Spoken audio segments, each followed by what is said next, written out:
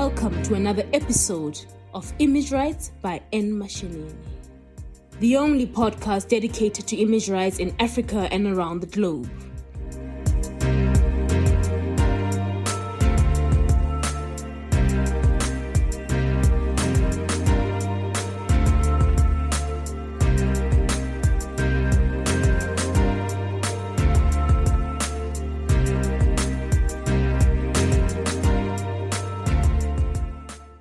Today, I have an awesome expert guest, Olga Isaeva, who is joining us. And Olga is an IP lawyer at IZON and head of the IP Club at the International Cooperation Department.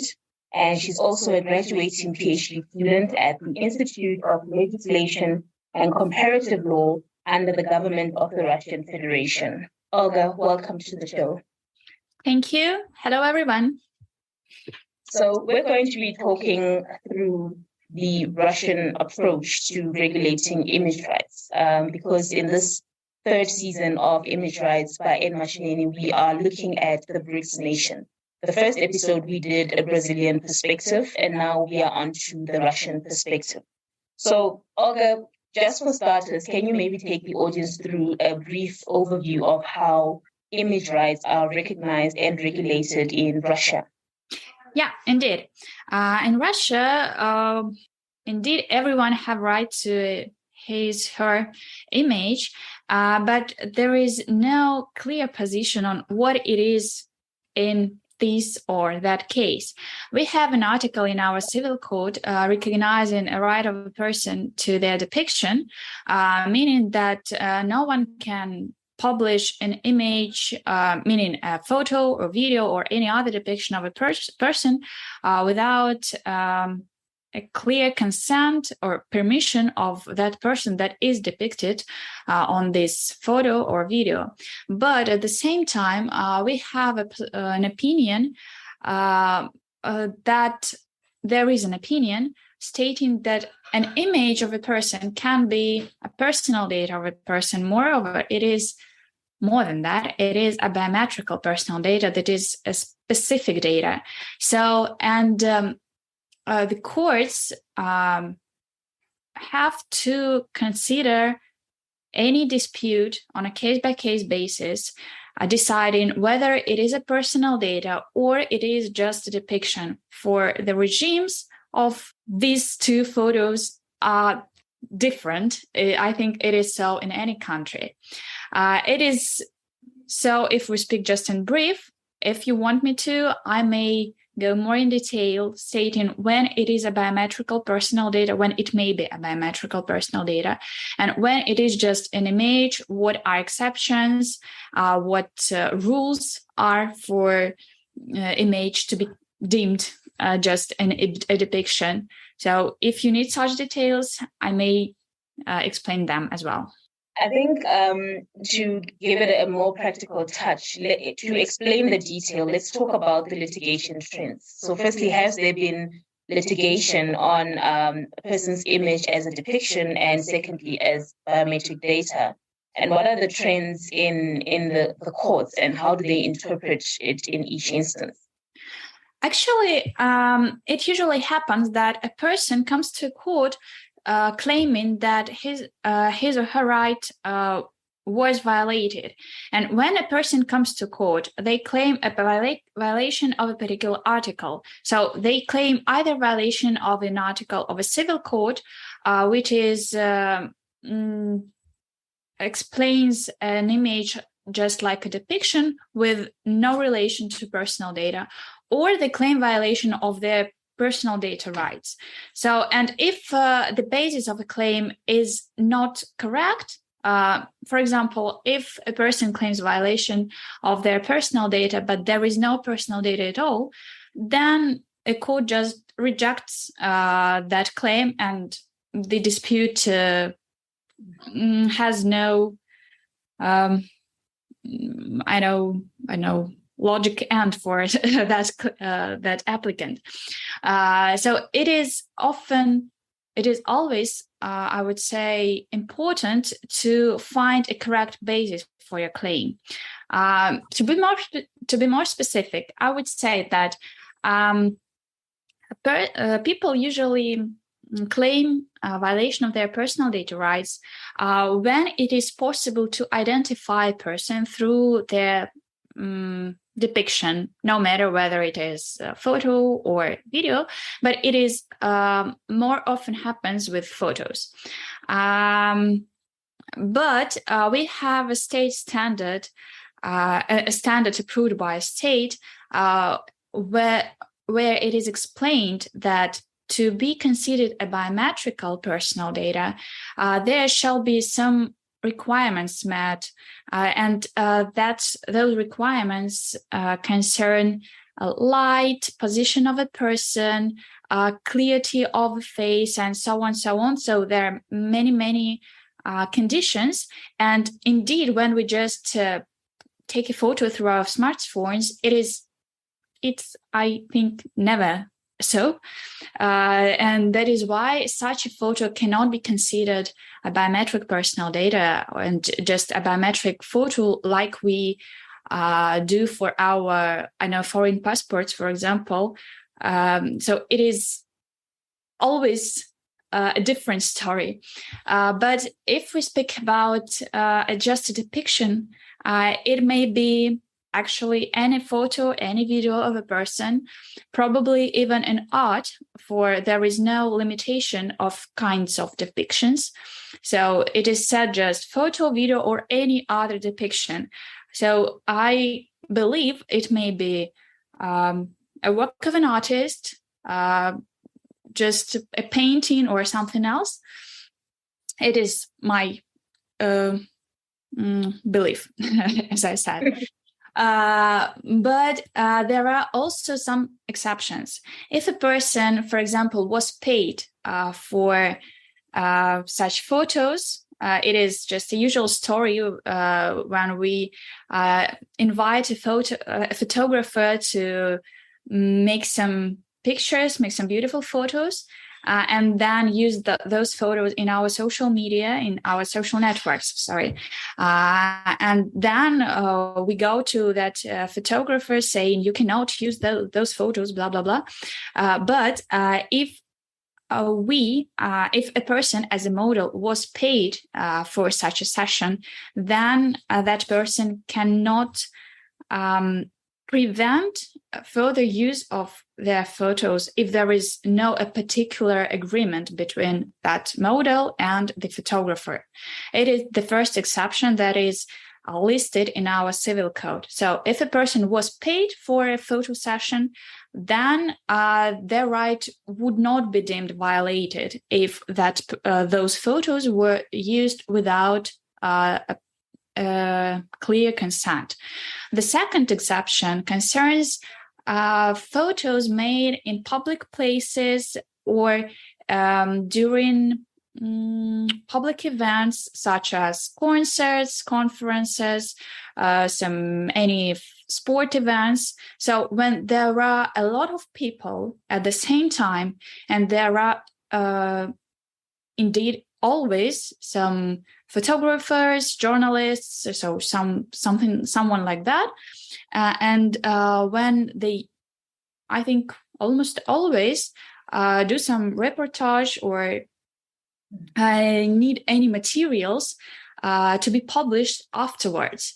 So if a person was present during such an event and that person was caught by a photographer, by a videographer, or by any other photographer, then a right of a person would not be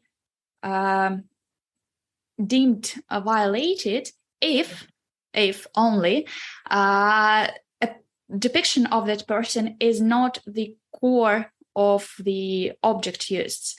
So to be more clear, to explain it better, I would say if we have just, for example, a picture of many people, of a lot of people stating on a stadium or sitting in a concert, and one of those, 10 or 100, decides that his or her rights were violated and comes to court stating, that he or she has not given expressed consent to use his picture, then the court will just dismiss that claim, because a depiction of that person is not a core element of that picture. But if we use a picture of a particular person, even if it is received during a public meeting, then it may be disputable. For it is a picture of a particular person. If there is no one else on that picture, then it is possible to claim that a right to my depiction was violated. But it happens rarely, I would say. I've not managed to find a case law with such a history, when a person was caught during a public meeting or just public event and then claimed a violation of their rights.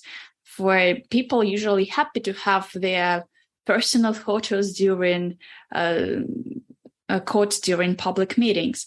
So it is the second exception.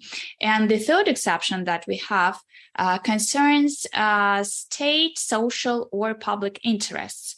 It is the most strange exception, I would say, for it is always the case that journalists challenge any object any claiming on violation of someone's rights, stating that this photo is made in social interests or in public interests. And they always say that even any picture of a public person may be justified by public interests. For this person is public, the interests are public.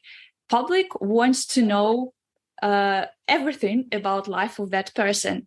There were some disputes on that basis.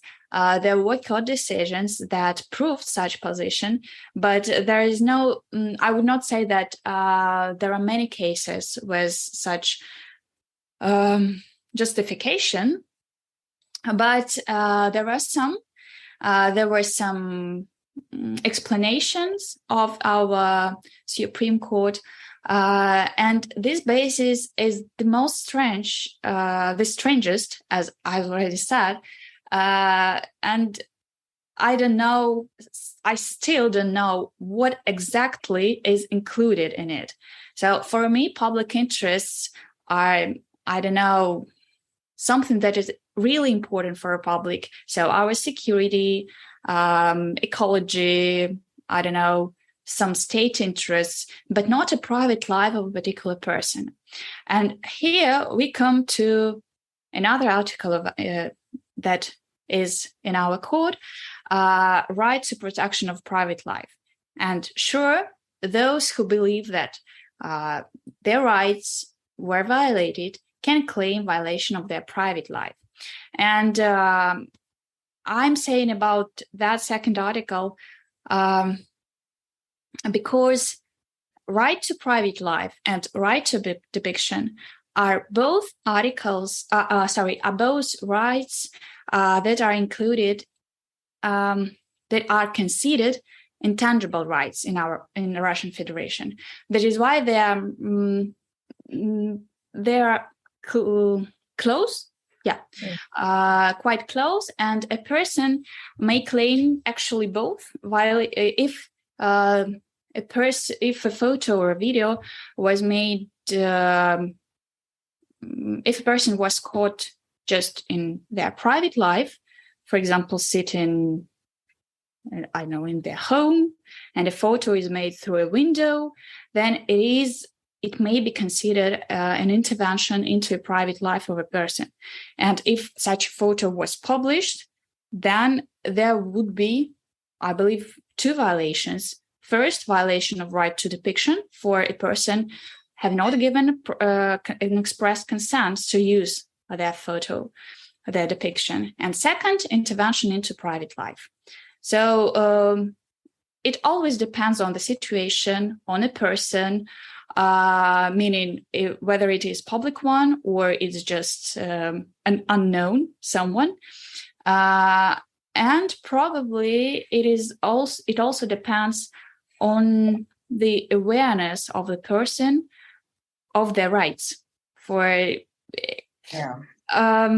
Not everyone knows that such a use of photo is unlawful or maybe unlawful. So people just agree, accept, and live their lives. But it may be unlawful, and in some cases, person may claim compensation, may claim violation of their rights. So it always depends on the situation, as I said. And in addition to compensation, can they also apply for injunctions? Yeah, sure. They may ask the court to make those violator to delete this photo or to,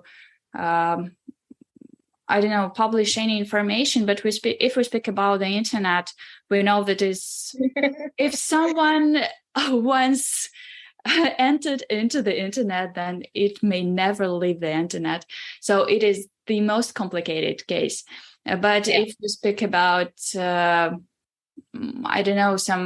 what cases it may be. In the advertising spaces. If we speak about in the advertising spaces, then they can just stop use that particular advertisement, for example. But probably it is the simplest one. Judging from what you've described now, there are slight differences in our jurisdiction in the South African context, but the bottom line is really the same, that there is protection for violation of a person's image, but also protection for violation of a person's privacy. I usually call these two sister rights because they really stem from the same family of rights, the personality rights that are founded on dignity, and even we also allow claims for compensation and the injunction, which we call an interdict in the South African context. So it's quite similar. The main difference that I'm picking up is that in your context, these are codified rules. Yeah. Whereas in our context, we are very much a common law jurisdiction. And so historically, they have always been sitting in the common law rules. And we do see some form of statutory embodiment of this protection through our recently adopted and commencement of the Protection of Personal Information Act. So basically, this is our, what I would call almost our copy and paste of the GDPR. And also things like Cyber Crimes Act, which was recently signed into law. So we are moving into having those, laws put in statutory documents, but historically and very strongly so, they're very common law based rights in our jurisdiction. Yeah, as you said, those rules are exactly codified in our country, but those violations are quite difficult to be proven, actually. And even if a person proves that their rights were violated, the compensation is very unlikely to be high, or just, and people are usually want to have some compensation. And it shall not be just, $100. They believe that compensation shall be higher. But I should say that there may be another case when an intervention into private life is very serious, and then it, in some cases, may be deemed a crime, but it is just another story. There will be indeed a higher compensation, a real court decision that would punish that violator. But we shall not, I believe, consider those cases now for those cases are very different. But if we speak about just use of a person's image in any context, then it is just a civil case. It would be a civil case, and the compensation is very unlikely to be high. Which brings me to the question of how your laws then deal with the social media unique elements of influencers coming into the picture, for instance, and sometimes also memes and deepfakes being used on social media. Because a lot of times what I find interesting is, if we start with the influencers, these people are relying on their image to advertise and market brands. Mm-hmm. But there's the way they market is slightly different from traditional marketing, in the sense that they have to sort of depict a whole narrative that these are products that I use in my daily life. So it's riding very strongly on the personality of the influencer. So in instances where brands try and appropriate an influencer's image, or they try to associate themselves with an influencer or something like that, I tend to ask myself, should these rules apply in the exact same way to the influencer context, the way in which they would apply in the ordinary context, for instance? Mm-hmm. Thank you for the question. It is very interesting, actually. As for the use of the influencer's image, I unfortunately am not aware of any recent case law with such a history, such a basis. But I believe that they would claim not violation of their image rights, but a violation of the other intangible rights, which are right to honor, dignity, and so on. For if a public relates that person to a particular product, for example, if I don't know, an advertisement agency decides to use a deep fake of a public person in their advertisement, but that person has not given their consent to the use of their image, and then the society starts to associate that public person with a product advertised, then that may be not violation of the image, for it is a deep fake. It is not an image of a real person, but it is more likely to be deemed a violation of right to dignity, right to honor, especially if that particular person does not want to be associated with that product. That is why in our country, I think they make some arrangements not to make such situations happen. For we have an advertisement with of a megaphone. It is our mobile operator. When there was a deep fake of Bruce Willis and another famous person, which is famous in our country. So that advertisement was very popular in our society. For Bruce Willis is known for people that are, I think, 35 years old and older. And another man that was real in that advertisement is more popular for young people, which are, I don't know, probably teenagers and up to 35 years. So they tried to have very, very large community, very large audience to attract attention to their product. And in that situation, they have a contract with Bruce Willis, and he gave consent to use his image in that advertisement. It was not even a a sole advertisement. It was a series of advertisement. They even call it advertisement series. I'm not sure how it is called in English, but so there are several advertisements with a common subject, with a common story, and they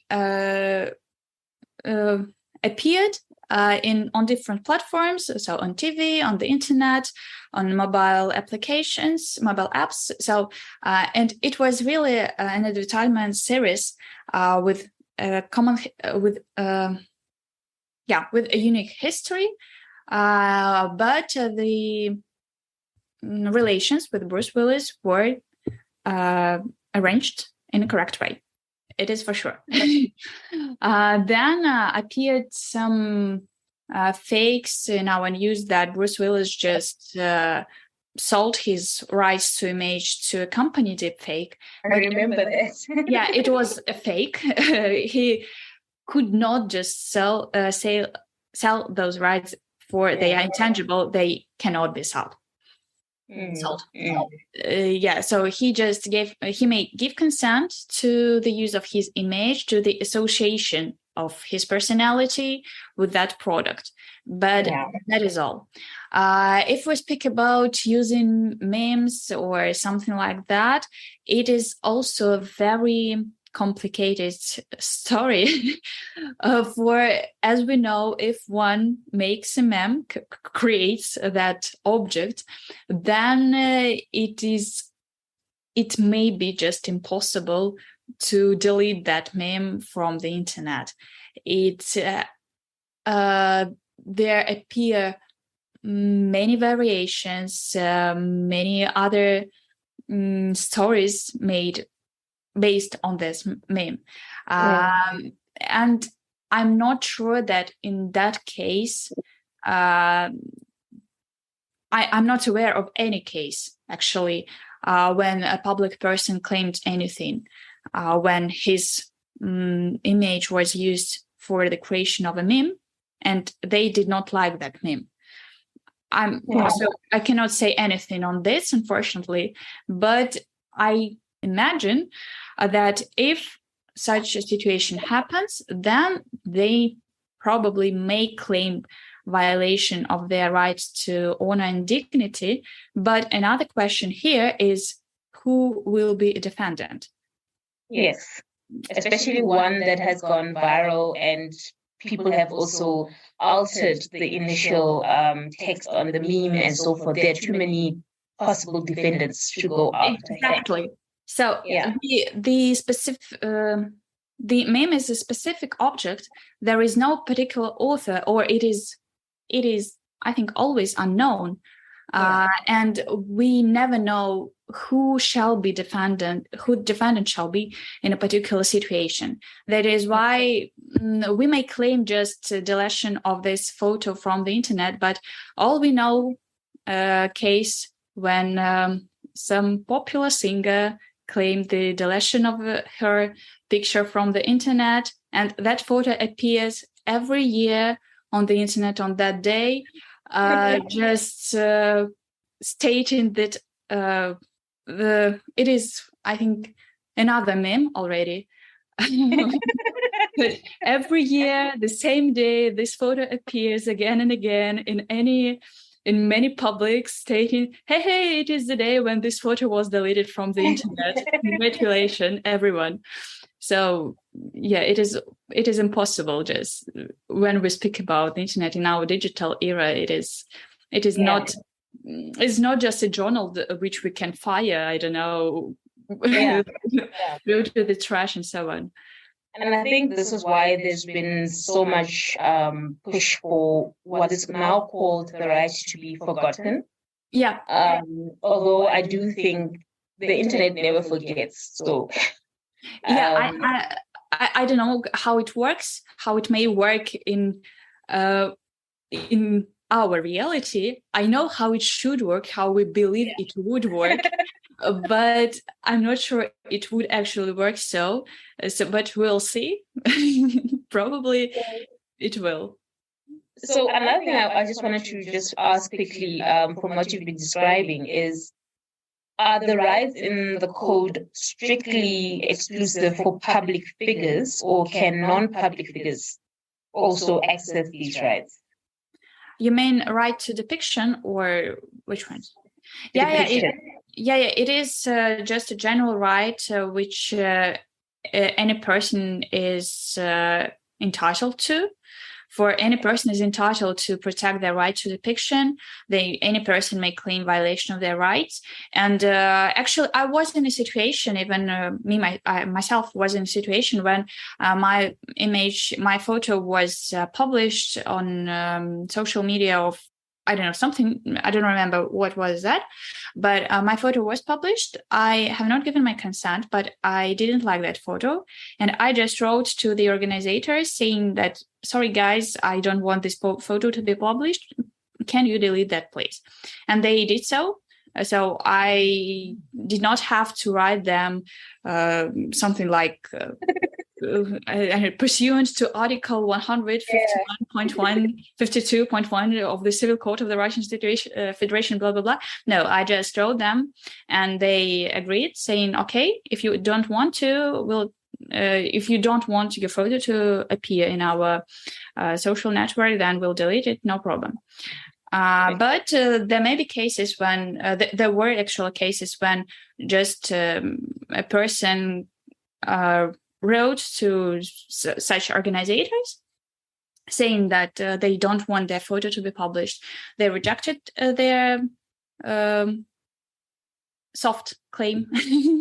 And then those people went to court and they won and the court made those organizers delete that photo, or probably even write something. For there may be situations when a photo of a person is published, but next to the photo there is a name of another person, and it is not a very often case, but that happens, and then it may be misassociation of a person with some name, and in those cases they usually change something, either name or photo, depending on what is to be changed. So, there are many variations of the situations related to the violation of the right to depiction, but any person is entitled to that right. It's not just a prerogative of public persons. Mm-hmm. So that means that for parents whose children are used in memes, if they can identify a particular defendant who created the first meme, there could be some right of compensation based on this right of depiction, or other rights. In fact, even the privacy approach can work here. They may at least try to. They may try to, if they first prove that that defendant is a correct defendant, it would be the first win, I think. And then the court will decide whether there is a violation or not. Probably there may be one of exceptions, which I listed before. Yes. I was actually thinking of the public interest exception. Because I think with public figures, there may be a much more room to raise the public interest defense. But with the non-public figures, I'm not sure if the public interest defense is so strong. Probably not public interest, but there may be a situation when a photo was taken through public event or in any place which is open for visit, and it is also an exception. So if we take a picture, I don't know, on in any sports space or any place where people usually go with their dogs, for example. So this place is open for visit, and anyone can reach this place. That is why any picture taken in that place may be deemed an exception. If we just make a reportage, we make general photos of people staying there. If we do not focus on faces of particular persons, then it may be considered just a general photo and not use of a person's image, as I said. So there may be exceptions, and they are unfortunately very wide formulated. The wording is not that strict.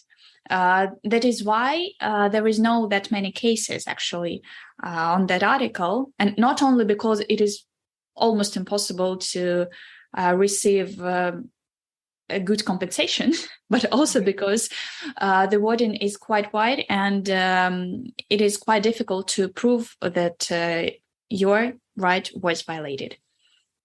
Yeah, it is quite difficult. Because the reason why I'm raising this question was one of the biggest points that I took issue with in my doctoral thesis was the use of people's images in memes, particularly when we're not talking about images of public figures, but basically just ordinary private persons. And more specifically, images that people upload, like, a selfie on social media. And then someone else repurposes it for a meme without your permission. Because I look at that unique situation because all these other contexts fall away. So it's not in a public space. It's not even, someone's not paid to take pictures of you. This is just a picture you maybe took in your private home, and you decided to put it as a display picture on maybe your Facebook page. And if someone appropriates that using screenshot technology and then turns this into a meme, there surely should be some form of recourse for this person to get either compensation or at least claim for an injunction to be put against a person who uses your image in this way. Because I don't believe that we should embrace a legal position that says that when you upload your stuff on social media, expect that people are going to reuse it. It's quite unfortunate that this happens so often. So this is why I've also ventured into finding out what are other jurisdictions doing about people's unauthorized uses of images on social media in particular. Mm-hmm. Yeah, in our country, I know the cases when there was something like that, when an image or a story of just a person, not a public one, was published somewhere. And then in such cases, when it is impossible to find the source of this, the author of that meme or story, I don't know, something, then a person may go to the organization that published that information, or it may be journal, either internet or a paper journal, magazine. It may be, I don't know, the owner of a page in social media. Then they may go to court against that organization or person that used that image. Then that person may explain where they received that image. And then a chain is made, and probably they may find the author, the original creator, but I believe that that organization that published such false information may also be considered a violator in that particular case. So it is possible, but very difficult and quite disputable. But again, this happens not in our country that often, probably, or even if it happens often, the society is not aware of such cases. They are not making it out loud. So it happens more often with public persons, for their images may attract they may draw attention of people to a particular product. But if we use just an image of me, for example, I'm not that public yet, or still, fortunately. So they will not reach their goal if they use just my image. If they use an image of someone that is popular in our country, some, I don't know, TV person or singer or actress, then the conversion will be higher. And it is actually the goal that they usually, or if not always, try to reach. That is why images of public persons are more usable in those situations. But indeed, I agree that there may be cases when rights of any person may be violated. That person is not necessarily to be public, and then they have to prove that their rights were violated. Then that photo or video or something shall be deleted. That the compensation shall be paid to that person. That compensation is better to be not $100, but a bit higher. For moral compensation, something like that. But it's quite difficult. Yeah, it is quite difficult.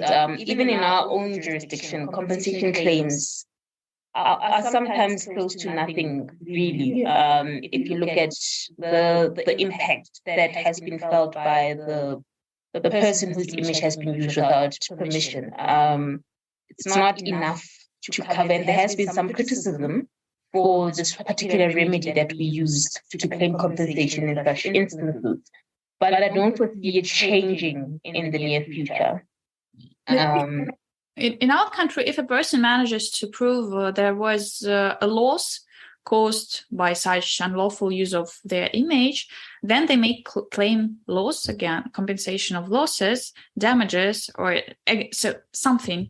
We have several articles on different for different situations. And if we speak about violation of moral right of intangible rights, then there may be in these situations when such an unlawful use causes losses or damages. It is more suitable for public persons again. Yes. Then they probably may claim not only compensation, violation of their right to private life, dignity, honor, but also compensation of losses and damages caused. Yeah. But it is also the case for private persons. For example, if someone uses my photo in a way that I don't want it to be used, and that photo for I don't know, my employer or another organization or a person that is important for me sees that photo in that context that I don't want it to be in, then it may cause me losses, it may cause me damages, and then I may go to court with a clear claim that use is unlawful. First, I have not given my consent to such a use. Second, I was not paid for this photo, for example.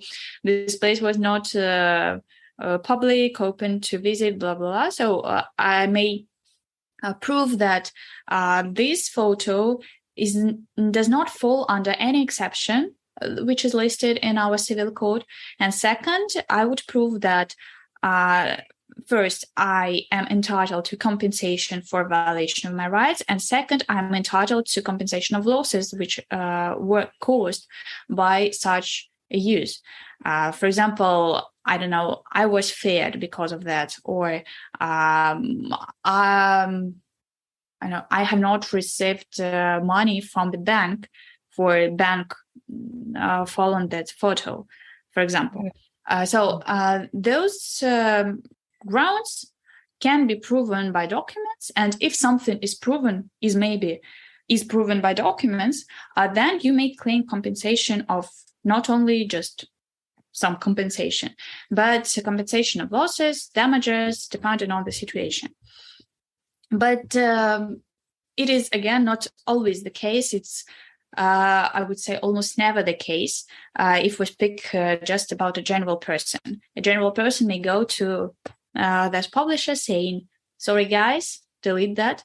And they, I think, usually delete that because the profit of such a use is not that high.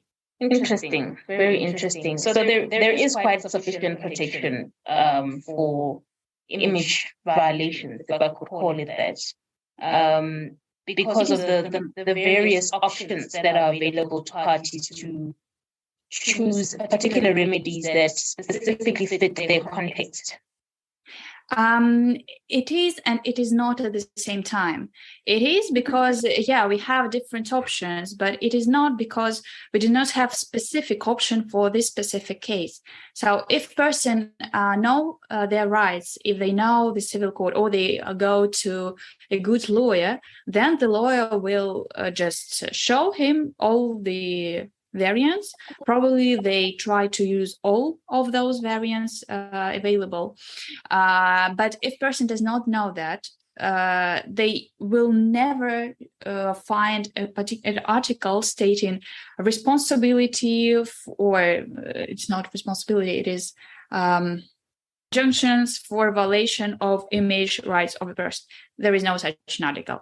There is an article, rights of a person to the depiction first, then where there are exceptions, which we already discussed. The first paragraph states that every person, no one can publish a person's depiction without their expressed consent. So that is all. And we have the second article, rights of a person to private life, to dignity, and so on. And again, there is no particular paragraph in that article stating that in case the rights of a person listed in this particular article are violated, then a person is entitled to this or that. No, you have to read the whole, not the whole, but you have to read the Civil Code of the Russian Federation to find an article that suits to the situation and try to make the court believe that this article, your rights were violated first, and then you are entitled to this injunction, this compensation, or damages, losses, whatever. So it is complicated and difficult. So you have to make a lot of things to prove that you are right, your rights were violated. But yeah, you have such ability, you have such option. If you want to, just go to the court and make whatever you want. It seems it's also costly to pursue, given that you need to probably get a lawyer whose expertise are really good in the field. Usually, yes. For those cases, as we already said, a lot of times are complicated. Yeah. And to prove that your rights were violated, if it is not indeed just a photo which you received through your messages, for example, if you send someone your photo in a private message, and then that person that received your photo publishes that photo, it is a clear violation of your rights to depiction, and it is easy to prove. So you have not published that photo, it was taken by yourself, it was sent to only that person, and that it is easy to prove. Probably it would not be that costly. But if we speak about more general situations, when a person don't want their photo to be published, when that photo was taken and published without their consent, but such a consent was necessary for such a publication, then it may be unfortunately costly. Yeah. If a person have a legal education or know some lawyers which are their friends and her family, it is another story. It may be not that costly, but in general, it may be for they have to go to court, they have to prove, they have to show particular articles, explain how those articles are applicable and why they are applicable, so on, so on. It is not that easy for just a general person. Okay. And one last question about express consent. I take it that the code is probably very specific about saying express consent, so that consent is never implied or never really tested. So is express consent meaning also informed consent here? Because I have an episode in the first season of this podcast where I talk about when people use images of homeless people. There may be a form of express consent where you ask the person, can I take a video of you or something like that, and I'm going to use it on my social media page. But I wonder if that kind of consent is informed. In other words, does the person who's being depicted know the full extent of what their consent actually gives the other person permission to do? And I wonder how the courts interpret express consent in the code. Yeah, I just opened the article. It is said that a publication of a person's depiction is permissible only if a person consented to such an action.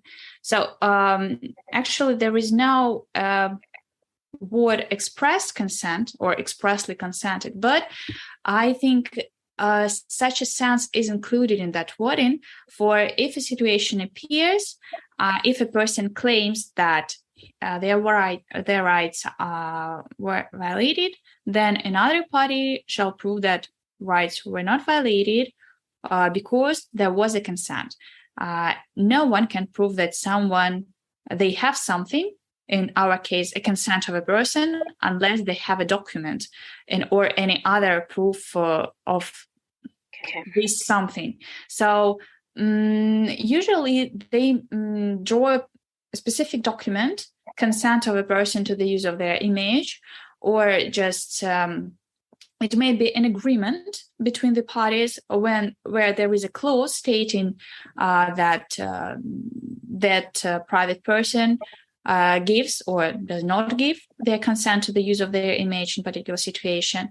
This may be a video recording if we speak about, for example, publication of video, a video session. At the beginning, they ask whether you agree to the publication of this video with your depiction or not. If they're not agree, they may blur, for example, the image of the person. So there are decisions, and if another party just says that, yes, that person agreed to the publication, they gave their consent, but we do not have anything, then the court says, okay, you do not have anything, goodbye. So you shall always have something to prove that that person consented. If we speak about the publication of the information on the internet again, where the person, for example, fill the boxes, entering their private information, and downloads their photo, there is a consent of that person, which is expressed by the actions of that person. So this consent may be proven by the actions. Consent may be proven by checking the box with the text, I give consent to this company or this person to use my image, to use my information. We often use such check boxes and during the registration on different websites, but they usually refer to the use of personal data. But there may be the case again with a depiction of a person, or in privacy policy may contain some provisions related to the use of depiction. So you have to read privacy policy as well before checking the box.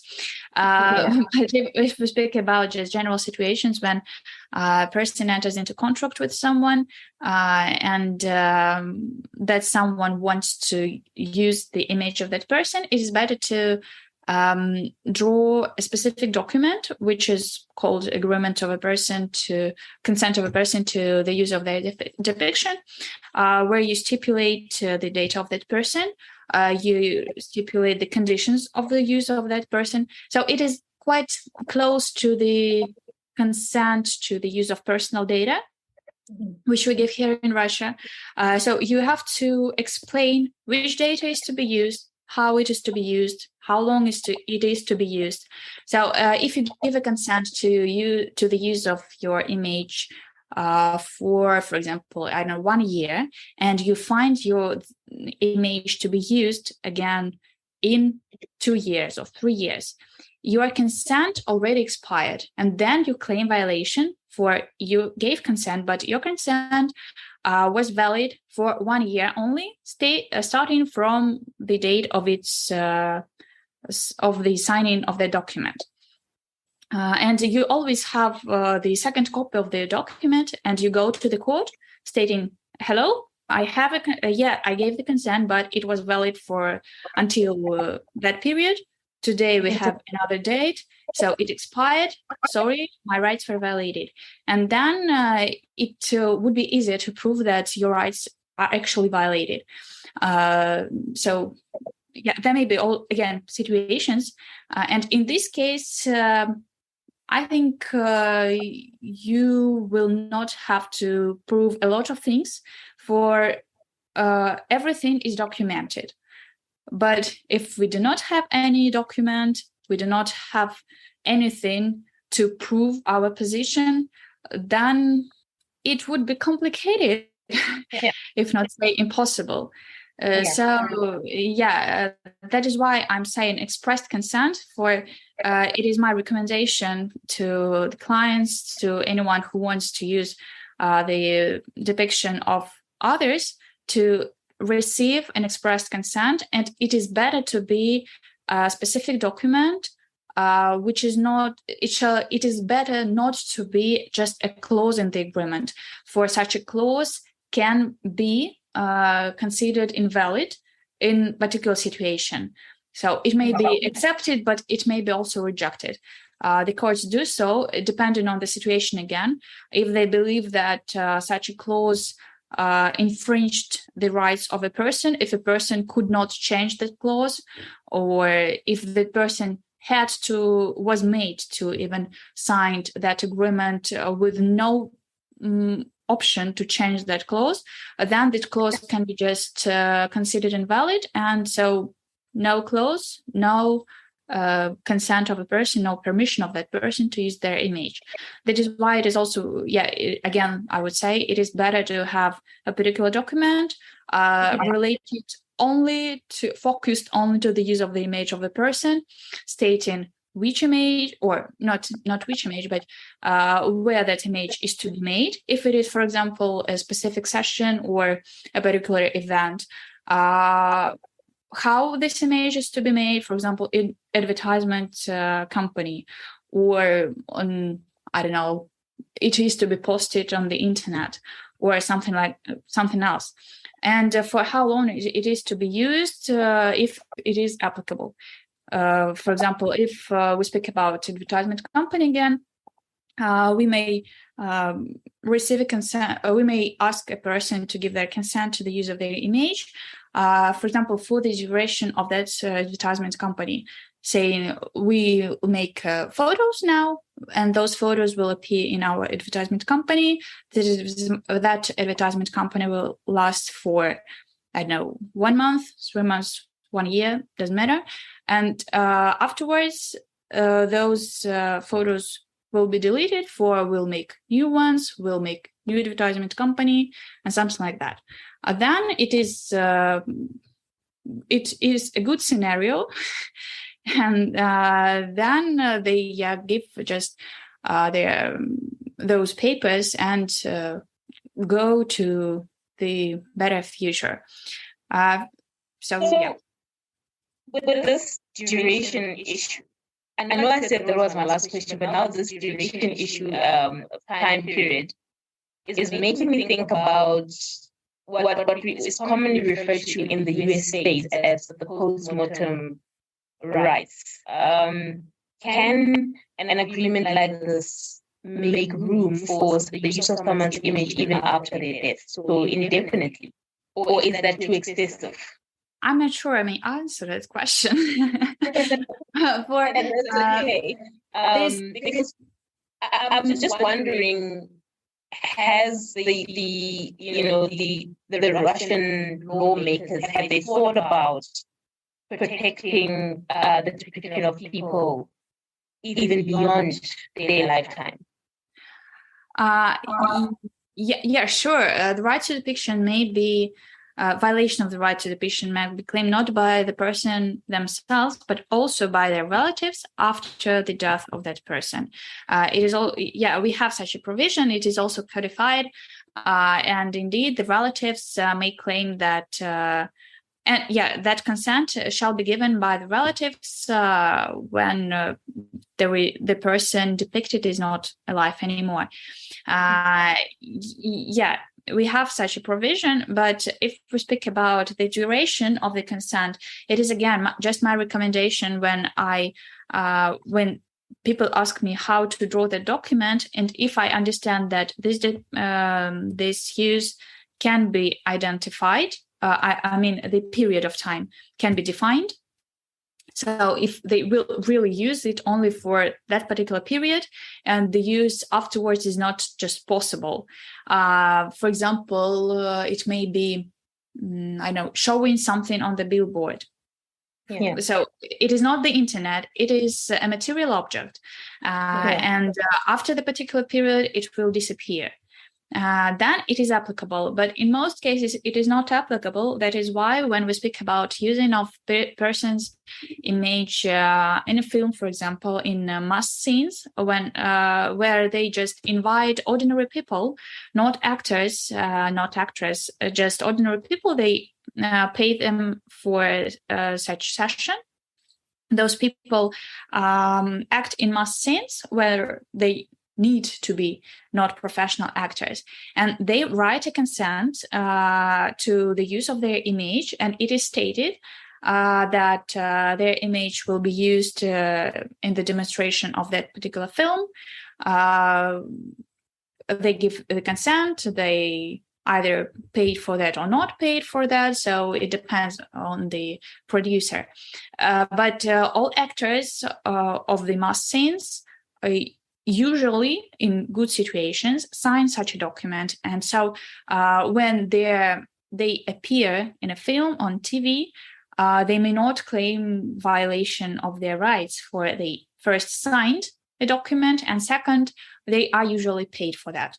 The two biggest tips that our audience should take away in closing, what would that be? First, answer the permission. Always answer the permission.